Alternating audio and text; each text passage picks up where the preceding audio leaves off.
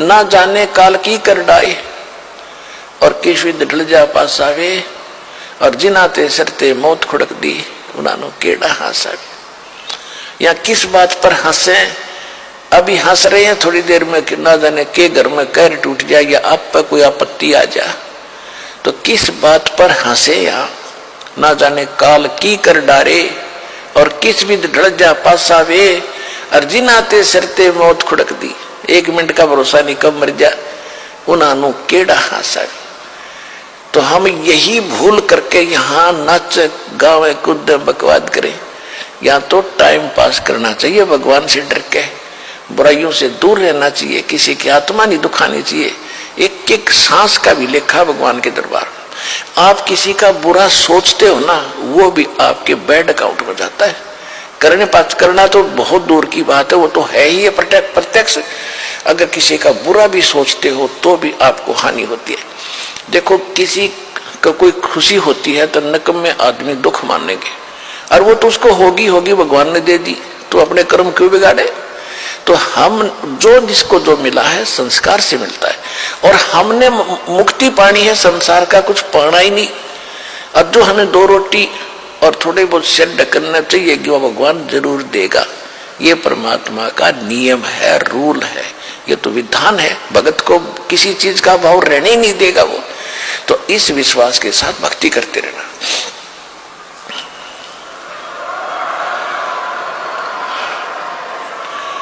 अब फिर नानक जी से पूछा करते थे कि क्या आप सदा ऐसे ही रहते हो कि नहीं?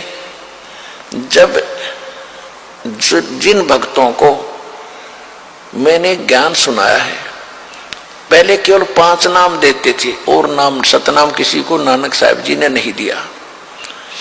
और वो उस 5 नाम कौन से हैं जो दास आपको देता है? अब को 7 देने थे, पहले 5 देते थे। पहले और लास्ट वाला नाम पहले नहीं दिया जाता था। तो उन 5 नाम से क्या होता है कि आपको सांसारिक सुख मिलेंगे और भक्ति आपकी इतनी बन जाएगी कि उससे मनुष्य जीवन होते रहेंगे आपके। तो वो ऐसा बीज बोगे थे उस समय, उस भक्ति और दान धर्म करवा के, भंडारे आदि करवा के, कि उनको इतना चार्ज कर गए थे कि वो भक्ति करते हुए आ रहे हैं, मनुष्य जीवन पा रहे थे। अब आके इस समय में अब इनको कंप्लीट कोर्स दे देंगे। और वही आत्माएं जो पहले तो भगवान में आस्था भी बनी रही, भक्ति और दान धर्म करते जो भंडारे कराया करते थे वो महापुरुष, और आज वो मनुष्य जीवन प्राप्त करते हुए आ रहे हैं। उनका जल्दी भक्ति घर कर जाती है जो मनुष्य जीवन से ही मनुष्य जीवन पाकर आगे आए हैं। इसी प्रकार 64 लाख परमात्मा के शिष्य हुए थे कबीर जी के 600 वर्ष पहले, उनको भी ऐसी चार्ज कर गए थे। वही आत्माएं हैं आप जी जो अब यहाँ भक्ति के लिए भटक रहे हो। आपको मनुष्य जीवन मिलते हुए आ रहे थे, वो इतने दयालु हैं, आपको चार्ज कर गए थे ताकि आप इस समय तक आ जाओ, मनुष्य जीवन प्राप्त करते कराते आस्था बनी रहे भक्ति की। अब आप ठहगे भगवान के, अब आपको पार कर देंगे सारा कंप्लीट कोर्स दे करके।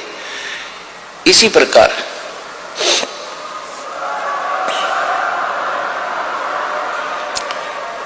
प्रकार नानक साहब जी वहां प्रचार किया करते थे। एक नानक जी तो ये सत्य ज्ञान बताने वाले और लाखों की संख्या में भ्रमित करने वाले।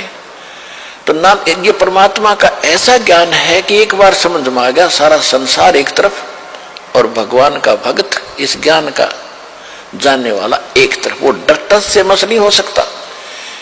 फिर भी नानक साहब जी कहते हैं कि मैं साध नले साढ़े शादी होंदी, शादी माने खुशी, साध नले साढ़े शादी होंदी विछड़ जांद लगीरी वे, अख दे नानक सुनो जिहाना मुश्किल हाल फकीरी वे।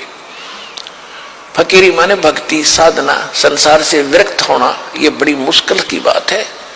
कहते हैं मैं खुश होता हूं जब मेरे भक्त जिनको मैंने ज्ञान दिया है, भक्ति दी है, नाम दिया है, ये जब वापस आते हैं सत्संग में, महीने में 15 दिन में जब महीने में सत्संग करते थे, कि जब ये न्यू के न्यू आ जाते हैं सत्संग में मेरे पास, तो मेरी खुशी का ठिकाना नहीं रहता।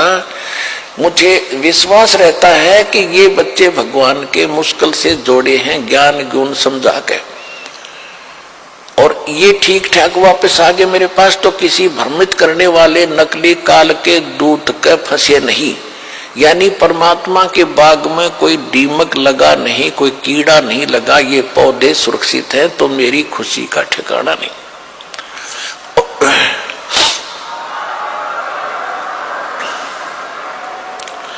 और जब ये सत्संग सुनकर जाते हैं उस संसार में जहां कहीं नाम निशान नहीं इस भक्ति का, इस ज्ञान का, तो मुझे टेंशन बनी रहती है, दिलगिरी बनी रहती है। जब ये जाते हैं कोई इस प्यारी आत्माओं को कोई काल का दूत भ्रमित करके डगमग ना कर दे, इनका जीवन नाश ना कर दे, मुश्किल से सिर चढ़ाए है। कहते साध मिले सड शादी होंदी, जब ये भक्त वापस आ जाते हैं खुशी होती है, और विछड़ जाए दिलगिरी वे, जब ये जाते हैं तो मुझे मायूसी छा जाती है, और यही चिंता बनी रहती है, भगवान रक्षा करना तेरे बच्चों की, क्योंकि इस संसार के अंदर इस भक्ति पर रखना कोई हास्य खेल नहीं है, जहां लाखों लोग भ्रमित करने वाले, और एक नानक जी या महापुरुष एक ही होता है एक समय में, और वो एक सच्चा ज्ञान बताने वाला। तो इसलिए कहते हैं साध मिले सड शादी होंदी, मेरे बच्चे वापस आ जाते हैं साध संगत, तो मेरा खुशी होती है, और विछड़ जाए दिलगिरी वे, अख दे नानक सुनो जिहाना, ये मुश्किल हाल फकीरी वे। तो जिस प्रकार आप यहां आते हो, और पहले से भी बल्कि उमड़ कर और आते हैं दीक्षा लेने वाले, तो दास को अलग से खुशी होती है।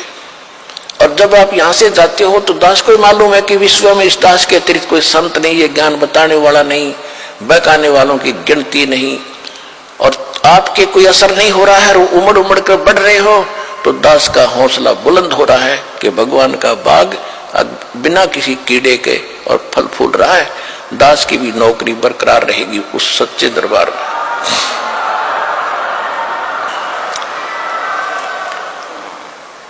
तो इस प्रकार इस गंदे लोक में हम क्या नाचे और क्या गावेंगे। हमने जाना सतलोक में, यहां भक्ति करोगे, संयम से रहोगे, संसारिक इच्छाओं में ज्यादा दौड़ मत लगाओ, आपको जो आवश्यक वस्तु होंगी अवश्य मिलेगी।